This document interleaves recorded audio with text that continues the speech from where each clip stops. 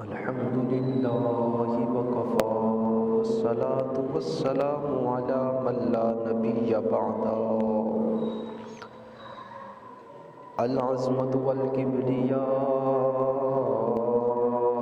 بمحمد المصطفى والمجتبى أما بعد فأعوذ بالله من الشيطان الرجيم بسم الله الرحمن الرحيم قال الله تبارك وتعالى في القرآن المجيد والفرقان الحميد إنا أعطيناك الكوثر فصل لربك وانحر إن شانئك هو الأبتر وقال في مقام الآخر قل لا أسألكم عليه أجرا إلا المودة في القربى آمنت بالله صدق الله العظيم وصدق رسوله النبي الكريم ونحن على ذلك لمن الشاهدين والشاكرين والحمد لله رب العالمين إن الله وملائكته يصلون على النبي يا أيها الذين آمنوا صلوا عليه وسلموا تسليما الصلاة والسلام عليك يا سيدي يا رسول الله وعلى آلك وصحابك يا رب الصلاة والسلام عليك يا سيدي يا نبي الله وعلى آلك وصحابك يا شفيع المذنبين اللہ جل جلالہ و آتم برہانہ و جل ذکرہ و عز اسمہ کی حمد و ثنا اس کے پیارے محبوب شافی یوم النشور دستگیر جہاں غم گسار زمان سید سربراں حامی بھی کساں قائد المرسلین خاتم النبیین احمد مرتبہ جناب سیدنا محمد مصطفیٰ صلی اللہ علیہ وبارک وسلم آپ کی بارگاہ بے کس پناہ کے اندر ہدیہ درود شریف کا نذرانہ پیش کرنے کے بعد کروڑ ہاں شکر ہے اس پاک ذات کا کہ جس نے ایک مرتبہ پھر جمعۃ المبارک کی بابرکت گھڑیوں میں مسجد میں نماز جمعہ ادا کرنے کے لیے حاضر ہونے کی توفیق بخشی۔ دعا کریں کہ اللہ رب العزت ہماری نماز جمعہ کو اپنی بلند و بالا بارگاہ کے اندر قبول و منظور فرمائے۔ میں نے قرآن پاک کی چند آیات پڑھنے کا شرف حاصل کیا جس کے اندر اللہ رب العزت نے سیدہ طیبہ طاہرہ زاہدہ عابدہ سیدہ فاطمہ الزہرا سلام اللہ علیہا آپ کے واسطہ سے جو ہے وہ شان اور عظمت کا بیان فرمایا۔ یقینی طور پر سیدہ فاطمہ الزہرا سلام اللہ علیہا آپ کی حیات مبارکہ امت مسلمہ کی خواتین کے لیے ایک مکمل نصاب زندگی ہے۔ آپ کی زندگی کو جس پہلو سے بھی دیکھیں گے وہ کمال ہی کمال نظر آئے گی۔ سخاوت آپ کی کمال ہے، حیا آپ کا کمال ہے، خیرات آپ کی کمال ہے، علم آپ کا کمال ہے، اور شاید انہی ساری چیزوں کو مد نظر رکھتے ہوئے بریلی کے تاجدار اعلی حضرت فاضل بریلی رحمہ آپ نے کہا تھا عالمہ عاملہ قاملہ عادلہ صالحہ صاحبہ ساترہ صادقہ مالکہ حاکمہ راحمہ عاطفہ سیدہ طیبہ طاہرہ زاہدہ جان احمد کی راحت پہ لاکھوں سلام۔ اور آپ نے کہا جن کا نام مبارک ہے بی بی فاطمہ جو خواتین عالم میں ہیں عالیہ عابدہ زاہدہ ساجدہ صالحہ سیدہ زہرا طیبہ طاہرہ جان احمد کی راحت پہ لاکھوں سلام۔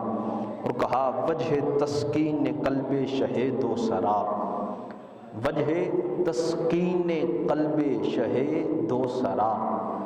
کیا خوبصورت تخیل ہے اعلیٰ حضرت کا کہ آپ نے کہا وجہ تسکین قلب شہید و سرا۔ اس کا مفہوم یہ بنتا ہے اعلیٰ حضرت یہ فرما رہے ہیں کہ سیدہ فاطمۃ الزہرا سلام اللہ علیہا کی ذات وہ ذات ہے جو حضور کے دل کو راحت پہنچاتی ہے۔ یہ کمال کا درجہ ہے سیدہ فاطمۃ الزہرا کا کہ وجہ تسکین قلب شہید و سرا، وجہ تسکین قلب شہید و سرا، راضیہ عابدہ ساجدہ شاکرہ صابرہ زاہدہ صادقہ ذاکرہ سیدہ زہرا طیبہ طاہرہ جان احمد کی راحت پہ لاکھوں سلام۔ سیدہ فاطمۃ الزہرا سلام اللہ علیہا آپ کا ذکر قرآن و احادیث میں جو ہے وہ کثیر تعداد کے اندر مل جاتا ہے۔ کہیں پر آپ کا جو تذکرہ ہے وہ بلا واسطہ ہے اور کہیں پر بالواسطہ ہے، یعنی کہ کہیں پر تو ڈائریکٹ ہی آپ کی عظمت و شان کو بیان کیا گیا، اور کہیں پر ایسے الفاظ جو ہیں وہ نازل کیے گئے کہ مفسرین جب اس کی تفسیر کرنے لگے تو اس بات پر مجبور تھے کہ یہ جو شان قرآن میں ذکر کی گئی ہے یہ کائنات میں اللہ نے سیدہ فاطمۃ الزہرا کو عطا کی ہے۔ اور اگر وہ مقامات دیکھے جائیں جہاں پر جو ہے وہ بالواسطہ کسی واسطہ کے ساتھ ذکر ہے تو وہ کثیر ہیں، اور بلا واسطہ قرآن پاک کے اندر جن مقامات پر سیدہ فاطمۃ الزہرا سلام اللہ علیہا آپ کی عظمت و شان کو بیان کیا گیا ہے وہ 5 ہیں۔ ان میں سے میں کوشش کروں گا کہ 1-2 قرآن کی صورت میں اور 1-2 احادیث کی صورت میں ہم بیان کر کے اپنے مختصر وقت میں اختتام کی طرف بڑھیں گے۔ سورہ کوثر کے اندر اللہ رب العزت نے ارشاد فرمایا انا اعطیناک الکوثر فصل لربک وانحر ان شانئک هو الابتر۔ اس کا شان نزول کچھ اس طرح ہے کہ عاص بن وائل نامی ایک بدبخت شخص تھا۔ جس وقت نبی پاک صلی اللہ علیہ وآلہ وسلم آپ کے صاحبزادے کا وصال ہوا تو عاص بن وائل نامی شخص نے کہا کہ معاذ اللہ اب حضور ابتر ہو چکے ہیں۔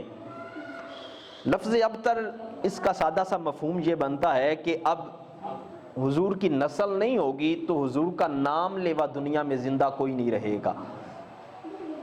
اب اس کافر کی یہ سوچ تھی، اس منافق کی، اس بدبخت کی یہ سوچ تھی کہ اب حضور کی بظاہراً آپ کے بیٹے کا وصال ہو چکا ہے تو اب جب آپ کی نسل بیٹے سے بڑھتی ہے، انسانوں کی یہ فطرت ہے، اور آپ دیکھ لیں کائنات میں کسی کی بھی نسل جو ہے وہ بیٹے کی پشت سے آگے بڑھتی ہے۔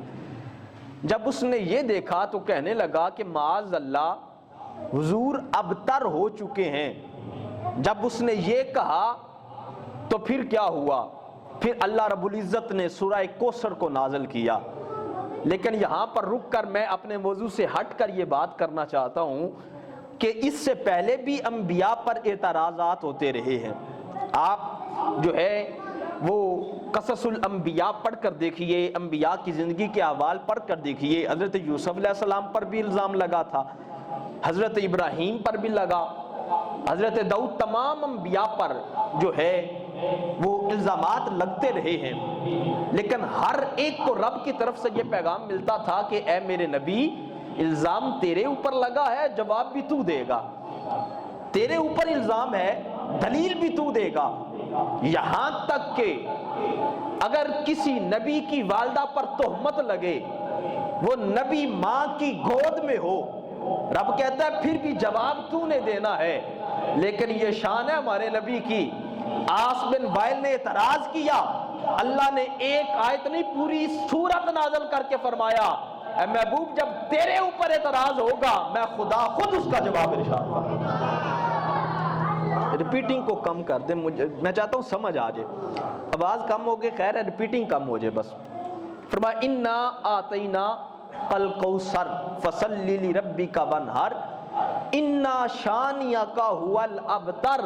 فرمایا محبوبہ جو تمہیں کہتے ہیں نا کہ تو ابتر ہو گیا، میں خدا یہ کہہ رہا ہوں آج نہیں قیامت کی صبح تک جو تجھے ابتر کہہ کے یہ کہنا چاہتے ہیں کہ محبوب تیرا نام مٹ گیا ہے، وہ مٹ جائیں گے، مٹ گئے مٹ جائیں گے سب ادا تیرے، نہ مٹا ہے نہ مٹے گا کبھی چرچا تیرا۔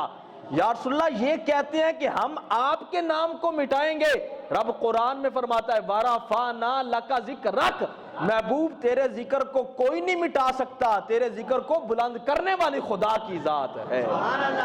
فرمایا اِنَّا آتَيْنَا کل کوثر، اب میرے موضوع کے متعلق ہے کل کوثر۔ اب اس کے اندر مفسرین نے بہت ساری جو ہے وہ بحثیں کی ہیں، جس کے اندر امام بخاری آپ نے جو لفظ کوثر کے ترجمے کیے اس کے اندر آپ نے فرمایا کہ یہاں پر لفظ کوثر سے اس کے درجن جو ہیں یعنی کہ 12 اور اس سے زائد بھی جو ہے وہ معنی نکل آتے ہیں، لیکن سب سے جو امام بخاری کے نزدیک معتبر معنی تھا وہ کیا تھا؟ آپ فرماتے ہیں اس کا معتبر معنی میرے لیے یہ ہے کہ الخیر القصیر، اس کا سب سے اچھا معنی یہ ہے کہ اللہ رب العزت فرما رہا ہے محبوب کیونکہ یہ موضوع کا ریلیٹڈ ہے، عاص بن وائل کے جواب میں آئی تھی اور عاص بن وائل نے معاذ اللہ یہ کہا تھا کہ حضور کا نام لیوا کوئی نہیں رہے گا، آپ کی نسل باقی نہیں رہے گی، تو اس وجہ سے اس کا جواب میں امام بخاری فرماتے ہیں میں یہ کہتا ہوں اس سے مراد کوثر سے اللہ نے یہ فرمایا محبوب ہم تیری اولاد کو اتنی کثرت دیں گے کہ قیامت کی صبح تک لوگوں کی نسلیں ختم ہو جائیں گی، سادات تب بھی ہر محلے کے اندر اللہ رب العزت موجود فرمائے۔ اب یہاں پر ایک کوثر سے یہ بھی مراد لیا جا سکتا ہے، لیکن یہاں پر امام فخر الدین رازی علیہ رحمہ آپ نے فرمایا کوثر سے 3 چیزیں مراد لی جا سکتی ہیں، یا تو حوض کوثر مراد ہے اس سے، یا اس سے مراد امام فخر الدین رازی فرماتے ہیں کہ جنت کے اندر جو نہر ہے کوثر کی یا اس سے وہ مراد ہے، اور تیسرے نمبر پر آپ فرماتے ہیں الکوثر اولادہ، آپ فرماتے ہیں تیسرے نمبر پر میرے نزدیک بھی یہی ہے کہ اللہ رب العزت نے کوثر سے مراد یہ لیا ہے اے محبوب یہ تجھے ابتر کہتے ہیں، ہم تیری نسل کو اتنا بڑھا دیں گے اتنا بڑھا دیں گے کہ تیرے دشمن تو مٹ جائیں گے، نہ تیرا ذکر مٹنے دیں گے نہ تیری اولاد کو دنیا سے مٹنے دیں گے۔ سبحان اللہ۔ اب یہ امام فخر الدین رازی آپ نے کوثر کے متعلق کہا تھا، اب اس سے آگے بڑھیے، اس امام بزاوی آپ نے بھی اس کے متعلق بات کی، امام ساوی آپ کا بھی یہی موقف ہے، اور امام ساوی آپ نے جو ہے اس کے متعلق جو ہے اور بھی کافی جو ہے وہ باتیں کی ہیں، بات چیت کی ہے، لیکن میں یہ 2-3 حوالے اس لیے دے تاکہ جو میرا موضوع تھا وہ اس کے متعلق ہو سکے۔ اب یہاں پر اللہ رب العزت نے فرمایا کہ محبوب ہم نے آپ کو کثرت دی، اب جو ہے وہ آئمہ کے نزدیک یہ بھی ہے کہ کثرت سے مراد حضور کی اولاد ہے، تو یہاں پر سیدہ فاطمہ الزہرا کا ذکر کہاں سے آیا؟ اب موضوع ہمارا ہے سیدہ فاطمہ الزہرا کا، لیکن میں بیان کر رہا ہوں کہ اللہ رب العزت نے فرمایا انا آتینا کل کوثر، محبوب ہم آپ کو کثرت عطا کریں گے۔ اگر حوض کوثر مراد لیں پھر بھی ٹھیک ہے، اگر جنت کی نہر مراد لیں پھر بھی ٹھیک ہے، اگر امام بزاوی، امام ساوی، امام فخر الدین رازی آپ کے نزدیک اس سے مراد یہ لیں کہ اللہ رب العزت نے اس سے مراد یہ لیا ہے کہ محبوب ہم آپ کی نسل کو بڑھا دیں گے، اب اس میں سیدہ پاک کا ذکر یہاں پر آتا ہے کہ حضور نے فرمایا کائنات میں ہر بندے کا نسب اس کے بیٹے سے چلے گا سوائے میرا نسب میری بیٹی سیدہ فاطمہ الزہرا سے چلے گا، تو پتہ چلا اللہ نے قرآن پاک میں جو کوثر کی شان محبوب کو عطا کی ہے، اللہ رب العزت نے وہ کوثر محبوب کے لیے سیدہ فاطمہ الزہرا کو بنا دیا ہوا، یعنی کہ حضور کو شان ملی تو اللہ رب العزت نے درمیان میں واسطہ جناب سیدہ فاطمہ الزہرا کا رکھ دیا ہے۔ یہ شان قرآن پاک کے اندر پہلی جو آپ کے متعلق، اور دوسری آیا کریمہ سورۃ دہر کے اندر ہے، میں صرف شان نزول بیان کرتا ہوں، آگے بڑھتے ہیں۔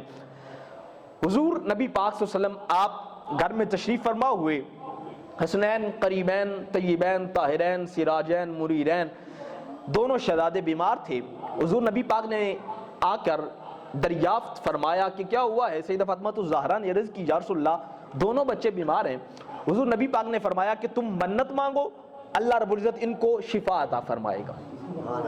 کیا مانو؟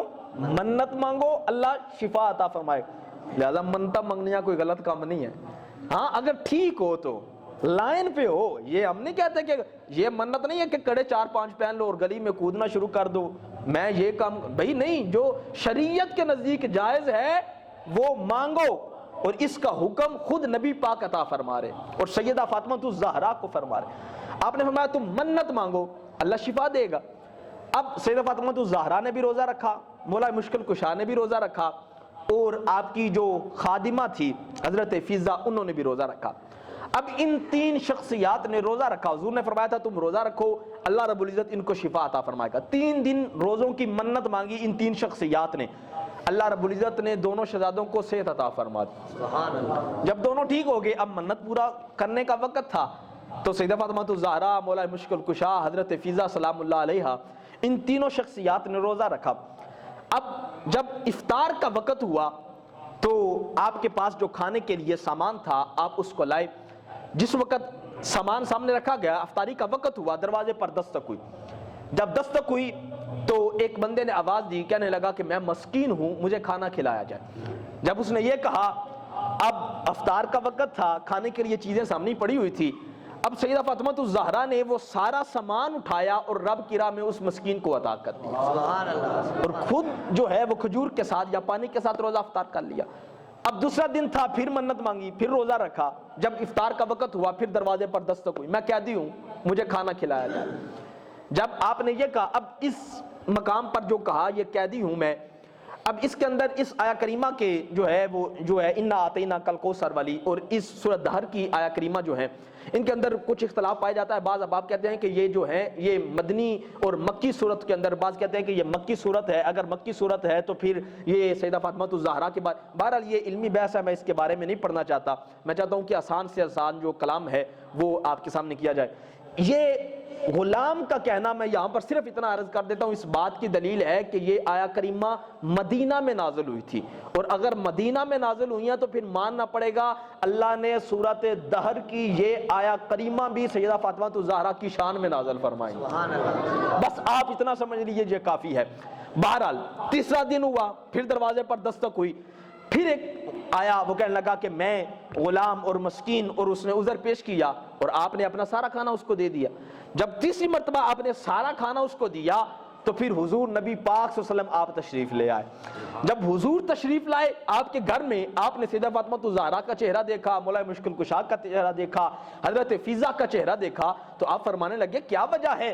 اس طرح لگ رہا ہے جیسے تم فاقہ کش ہو، اس طرح لگ رہا ہے چہرے مرجھائے ہوئے ہیں، اتنے خوبصورت چہروں پر جو ہے وہ پریشانی ہے، بھوک کے آثار نظر آ رہے ہیں، کیا وجہ ہے؟ سیدہ فاطمہ الزہرا نے عرض کی یا رسول اللہ روزے رکھے تھے تینوں رات کو کوئی رب کی راہ میں مانگنے کے لیے آتا تھا، ہم اسے دے دیا کرتے تھے۔ اتنے میں حضرت جبریل امی آسمان سے حضور کی بارگاہ میں حاضر ہوئے اور سورۃ دہر کی آیا کریمہ حضور کی بارگاہ میں پیش کر کے فرمایا اپنی بیٹی کو مبارک دیجئے، آپ کا یہ کام رب کو اتنا پسند آیا ہے، رب نے قرآن میں ذکر کر دیا ہے، اب قیامت تک لوگ قرآن پڑھتے رہیں گے، سیدہ کی شان بھی بیان ہوتی رہے گی اور ان کی عظمت کا سب پر حیا بھی اللہ فرماتا رہے گا۔ اب یہ دوسری آیا کریمہ جو تھی، اب تیسری کی طرف بڑھتے ہیں۔ تیسری آیا کریمہ قُلْ لَا أَسْأَلُكُمْ عَلَيْهِ أَجْرًا إِلَّا الْمَوَدَّةَ فِي الْقُرْبَى۔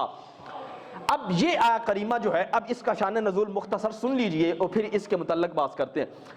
اس کا شان نزول یہ ہے کہ حضرت ابن عباس، ایک روایت کے اندر یہ آتا ہے کہ حضرت ابن عباس آپ فرماتے ہیں کہ ہمارے ذہن میں خیال آیا کہ حضور سارا دن تبلیغ میں لگے رہتے ہیں، ہمیں سکھانے میں لگے رہتے ہیں، پیغام دینے میں لگے رہتے ہیں۔ اب جب حضور سارا دن ہمارے کاموں میں لگے رہتے ہیں، ہمارے کاموں میں سارا دن حضور لگے رہتے ہیں، کبھی کسی کو کلمہ پڑھا رہے ہیں، کبھی کسی کو دین سکھا رہے ہیں، صحابہ کو تبلیغ فرما رہے ہیں، کسی کی حاجت پوری کر رہے ہیں۔ اب بظاہراً حضور نے تجارت چھوڑ دی، حضور نے جو کاروبار تھا وہ چھوڑ دیا۔ اب ہمارا حق یہ بنتا ہے کہ حضور ہمارے لیے کام کر رہے ہیں دین کا، ہم حضور کی خدمت کریں، ہمارا یہ حق بنتا ہے۔ یہاں پر یہ میں بات بھی رک کر کرتا چلوں کہ جب کوئی بندہ دین کا کام کر رہا، فار ایگزامپل یار سادہ جی مثال، جس وقت امام صاحب نمازاں پڑھا رہے ہوں، 5 وقت دیاں، بچے پڑھان، ٹائم سارا تانوں دیون، تو پھر بھی لوگ کہتے ہیں جی یہ دین نو بیچ رہا ہے۔ لیکن حضرت ابن عباس کیا فرماتے ہیں کہ جب ہم نے دیکھا کہ حضور سارا دین کا کام ہمارے لیے کرتے ہیں، پھر ہمارا حق بنتا ہے ہم بھی حضور کی بارگاہ میں نذرانہ لے کر جائیں۔ مختصر یہ ہے کہ صحابہ اکٹھے ہوئے، انہوں نے مال اکٹھا کیا، کچھ جو ہے وہ چیزیں اکٹھی کی، اناج اکٹھا کیا، حضور کی بارگاہ میں حاضر ہوئے، یا رسول اللہ آپ سارا دن جو ہے وہ دین کے کام میں لگے رہتے ہیں، آپ تجارت نہیں فرماتے، لہذا یہ مال ہے یہ ہم آپ کو جو ہے وہ تحفہ پیش کر رہے ہیں۔ جب صحابہ نے یہ حضور کی بارگاہ میں تحفہ پیش کیا تو اس سے پہلے کہ حضور نبی پاک صلی اللہ علیہ وسلم اس تحفے کو قبول فرماتے یا انکار کرتے، پھر اللہ رب العزت نے قرآن پاک کی آیات کو نازل فرما دیا۔ کتنی حسین بات ہے یہ کہ لوگ سوال لے کر جائیں، حضور کے ذہن میں کوئی بات آئے، لوگ حضور سے کچھ پوچھیں، اس سے پہلے کہ حضور زبان ہلائے، وما ینطق عن الہوی ان ہوا الا وحی یوحی، حضور اس وقت تک زبان نہیں کھولتے تھے، اللہ پہلے ہی قرآن کی آیات کو نازل فرما دیا کرتا۔ حضرت ابن عباس آپ فرماتے ہیں کہ ہم حضور کی بارگاہ، یا رسول اللہ یہ نذرانہ آپ کی بارگاہ میں ہے۔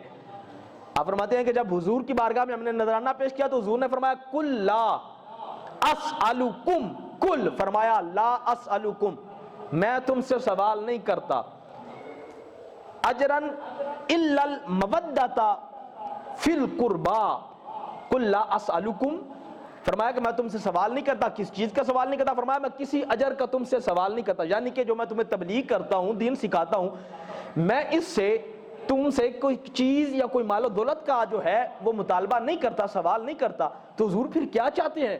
فرمایا الا المودۃ فی القربا، فرمایا میں نے تمہیں اندھیریوں سے نکال کر روشنیوں کی طرف لایا، تم کفار تھے، جو تم میں سے کفار تھے ان کو میں نے مسلمان کیا، تم کو دین سکھایا، رب تک لے کر گیا، جنت کے دروازے پر پہنچا دوں گا، حشر کے دن جنت تک لے کے جاؤں گا، اس کے بدلے میں تم سے کوئی اجر نہیں چاہتا، الا المودۃ فی القربا، ہاں بس یہ چاہتا ہوں کہ میں زندہ ہوں یا میں دنیا سے چلا جاؤں، قیامت کی صبح تک تم میری اہل بیت سے محبت نہیں بلکہ مودت کا رشتہ قائم رکھنا۔ سبحان اللہ، کیا کرنا ہے جی؟ محبت نہیں، مودت کا رشتہ قائم رکھنا ہے۔ اور اب محبت اور مودت میں فرق جو ہے میں وہ ایک جملے میں بتا دیتا ہوں۔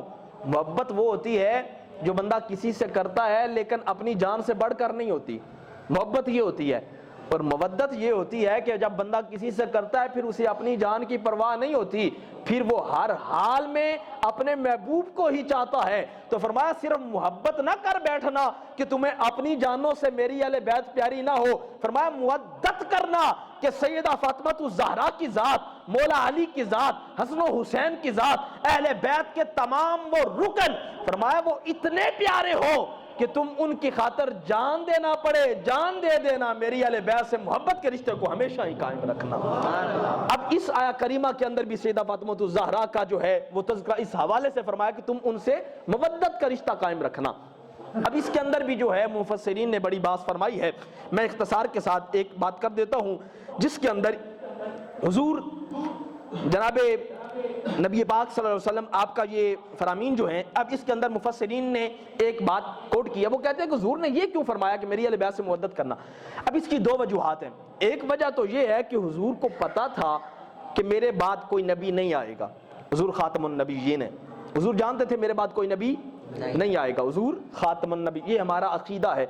اگر ایک لمحے کے لیے بھی ہمارے ذہن میں اس کے بارے میں کوئی ڈاؤٹ، کوئی سوال آئے گا، اس وقت جو ہے وہ علماء نے باقاعدہ لکھا ہوا ہے کہ کوئی بندہ دلیل پوچھ لے، اللہ رب العزت اس کے ایمان کو بھی ضبط کر لیتا ہے۔ یہ پکا ٹھکا فیصلہ ہے کہ حضور خاتم النبی ہے۔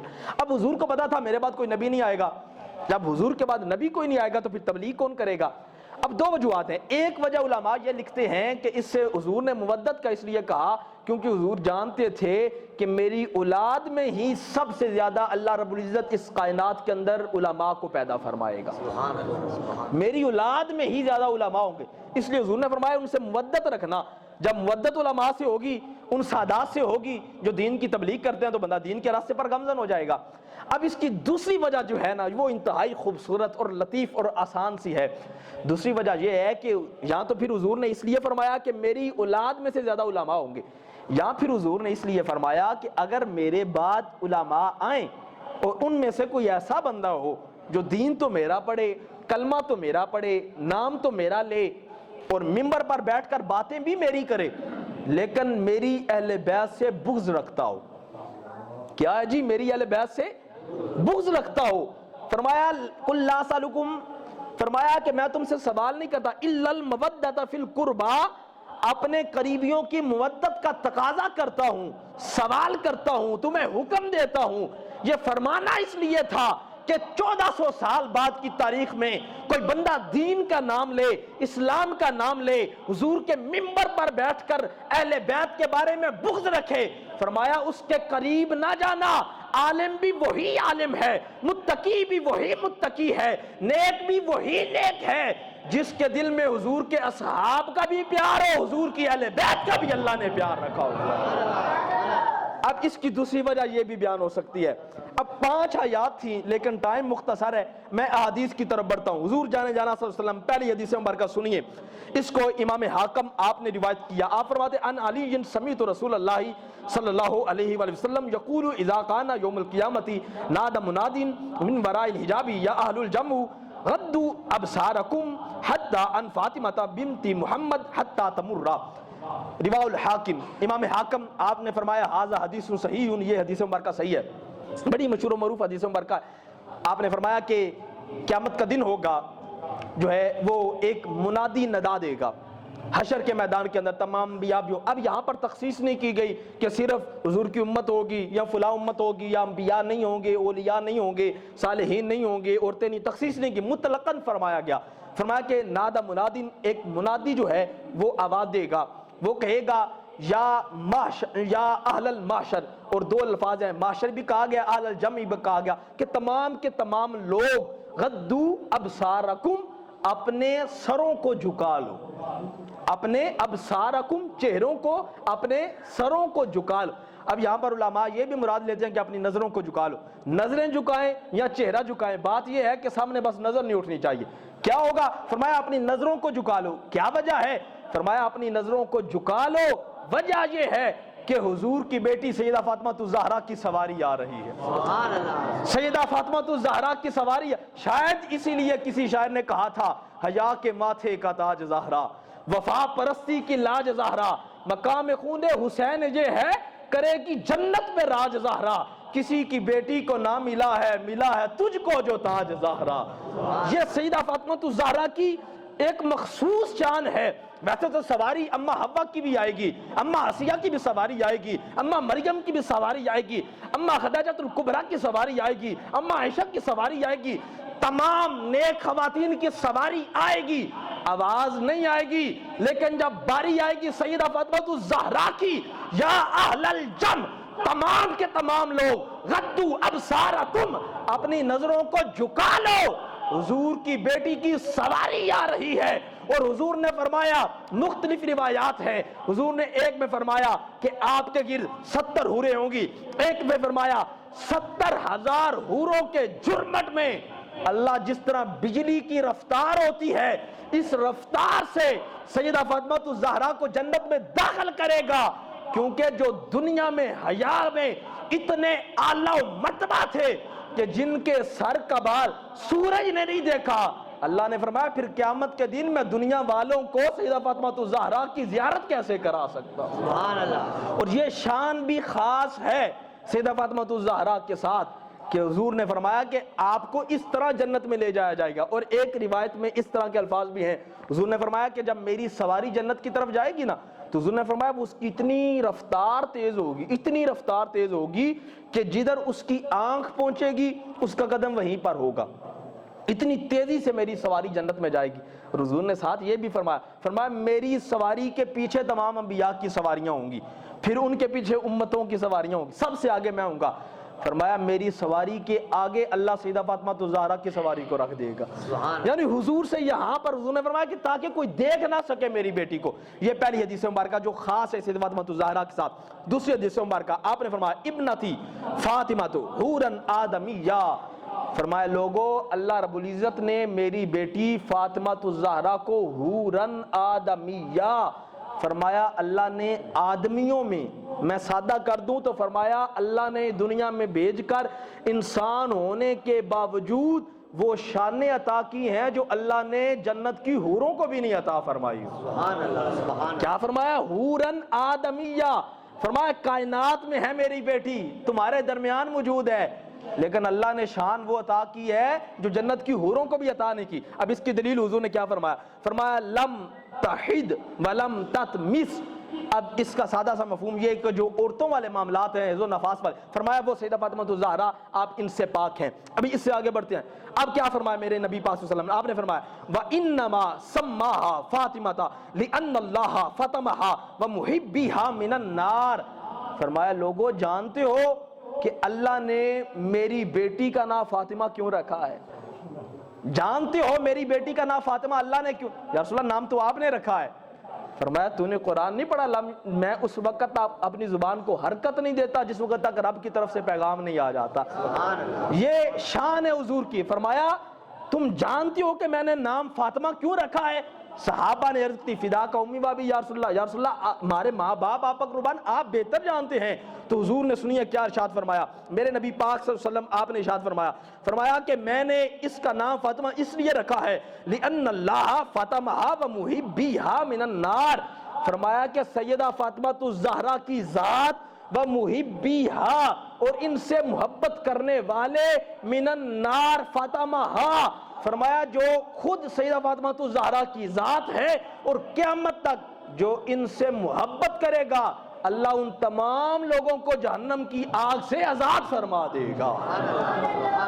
اب یہ شان بھی سیدہ فاطمہ الزہرا کی ہے کہ ان کے نام کا معنی ہی ایسا ہے، مطلب بھی ایسا ہے کہ جو ان کے نام کو جپ لیتا ہے، محبت اور عقیدت رکھ لیتا ہے، فرمایا اللہ رب العزت اس بندے کی بھی بخشش فرما دیتا ہے.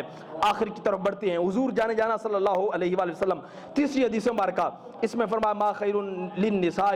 آپ نے یہ حدیث مبارکہ بڑی مشہور ہے، میں اس کو چھوڑ رہا ہوں. یہ فرمایا کہ عورتوں میں سے سب سے افضل اللہ رب العزت نے سیدہ فاطمہ الزہرا کو رکھا ہے. اب پانچویں حدیث مبارکہ اور آخری حدیث مبارکہ کی طرف بڑھتے ہیں. حضور جانا صلی اللہ علیہ وسلم آپ کی بارگاہ میں حضرت حذیفہ گھر اپنی والدہ کے پاس حاضر ہوئے. اے اماں جان مجھے اجازت دیجئے کہ میں حضور کے پاس جانا چاہتا ہوں. یار کتنے خوش نصیب آج جس کو مدینہ شریف کا ٹکٹ مل جائے نا یا جس کی حاضری وہ بڑا خوش ہوتا ہے اور وہ بڑا تیار ہوتا ہے. بیٹھا ہوں رخت باندھ کے ساتھ سحر کی ہے رونق عجیب زائر طیبہ کے گھر. ارے پوچھتے کیا ہو کہ نیت کدھر کی ہے؟ شکر خدا کے گھڑی آج اس سفر کی ہے. اور جانوار دو یہ کام جو میرا سبا کرے بعد السلام میں شوق از پیش التجا کرے. کہتا ہے ایک غلام کے ایک شب خدا کرے ماہ مدینہ اپنی تجلی عطا کرے. یہ ڈھلتی چاندنی تو پہر دوپہر کی ہے. بہرحال آپ اماں جان کی بارگاہ میں حاضر ہوئے. اماں جان مجھے اجازت دیجئے. کس چیز کی اجازت؟ مجھے اجازت دیجئے کہ میں حضور کے پاس جانا چاہتا ہوں. اب اماں جان نے کہا میں تجھے اجازت دیتی ہوں لیکن میری ایک شرط ہے. کیا شرط ہے؟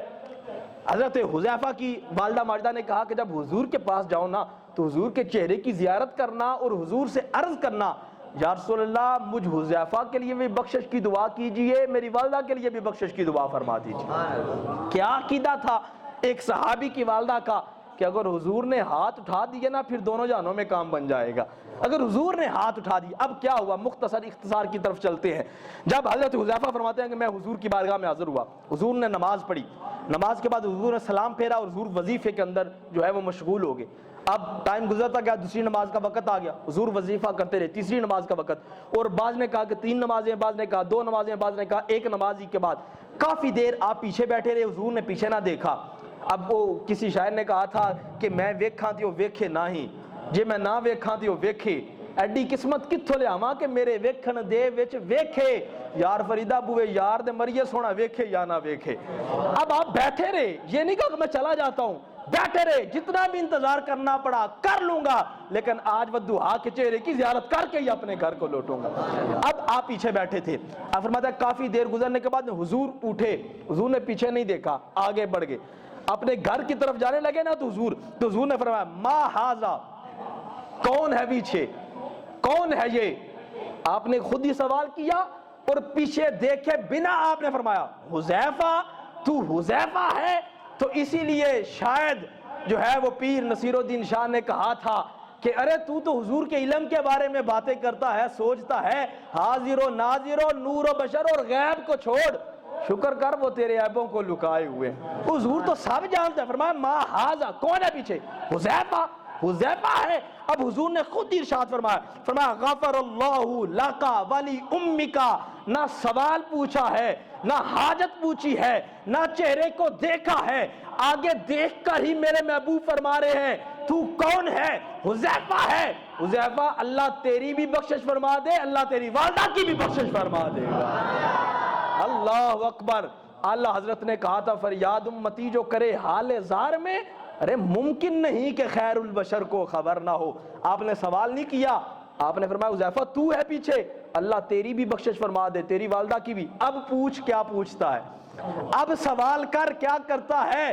بن مانگے دیا اور اتنا دیا، دامن میں میرے سمایا نہیں۔ اتنا حضور نے دے کے فرمایا اب پوچھ کیا پوچھتا ہے؟ حضرت حذیفہ نے کہا یا رسول اللہ آپ نے مسئلہ تو خود ہی حل کر دیا ہے۔ اب حضور نے کیا ارشاد فرمایا؟ میری آخری بات، حضور نے فرمایا حذیفہ میں تجھے ایک بات بتاؤں؟ آپ نے عرض کی یا رسول اللہ بتائیے۔ آپ نے فرمایا حذیفہ آج کی رات اللہ کی طرف سے میری طرف وہ فرشتہ آیا تھا جو آج سے پہلے کبھی بھی زمین پر نہیں آیا، آج سے پہلے کبھی بھی زمین پر نہیں آیا، پہلی مرتبہ زمین پر آیا ہے، اور اس نے آ کر مجھے خوشخبری دی ہے۔ کیا خوشخبری ہے؟ وہ فرشتہ آسمان سے زمین پر پہلی مرتبہ اہتمام کے ساتھ تیار کر کے رب نے سبق بڑھا کر بھیجا۔ فرمایا جاؤ زمین پر میرے حضور کی بارگاہ میں حاضر ہو، مؤدب کے ساتھ عزت کے ساتھ حاضر ہو کر کہنا یا رسول اللہ اللہ نے آپ کی بیٹی کو یہ شان عطا کی ہے کہ چاہے دنیا میں ہو چاہے جنت میں ہو، اللہ نے تمام دنیا کی عورتوں سے آپ کی بیٹی کو زیادہ شان اور مقام عطا فرما دیا، خیر النساء بنا دیا ہے۔ یہی وجہ ہے مولا علی سے وہ حدیث مبارکہ جو ہے روایت آپ فرماتے ہیں، حضور نے فرمایا حضرت سلیمان نے اپنی بیٹی کی شادی کی تو اس کو ایک ایسا جوتا دیا جس کے اوپر ہیرے جواہرات لگے تھے۔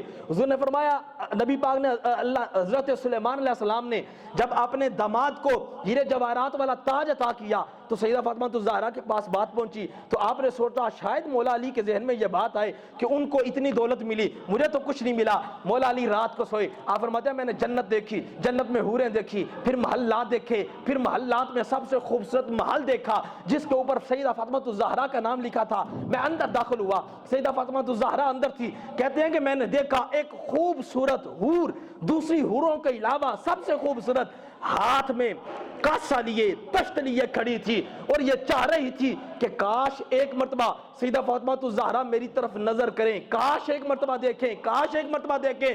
کہتے ہیں میں نے سوال کیا اے فاطمہ الزہرا یہ لڑکی کون ہے؟ تو آپ نے فرمایا یہ دنیا کی حضرت سلیمان علیہ السلام کی بیٹی ہے، اللہ نے اس کو شان یہ دی ہے کہ یہ جنت کے اندر میری کنیزوں میں اللہ نے اسے شامل فرما دیا۔ یہ شان اللہ نے سیدہ فاطمہ الزہرا کو عطا کی ہے کہ کائنات میں بھی سب سے اعلیٰ مقام، اور حضرت اما عائشہ نے بھی یہ فرمایا کہ کائنات میں سب سے اعلیٰ مقام سیدہ فاطمہ الزہرا کا ہے۔ دعا کریں اللہ رب العزت ہماری ماں بہنوں کو بھی سیدہ فاطمہ الزہرا والا حیا نصیب فرمائے۔ ٹائم جو ہے وہ اوپر ہو چکا ہے کیونکہ موضوع اس طرح کا تھا کہ میں چاہتا تھا کہ بات جلد از جلد ختم ہو جائے۔ دعا کریں کہ اللہ رب العزت ہماری ماں بہنوں کو حیا سیدہ فاطمہ الزہرا سے حصہ عطا فرمائے۔ وما توفیقی الا باللہ، وآخر دعوانا الحمدللہ۔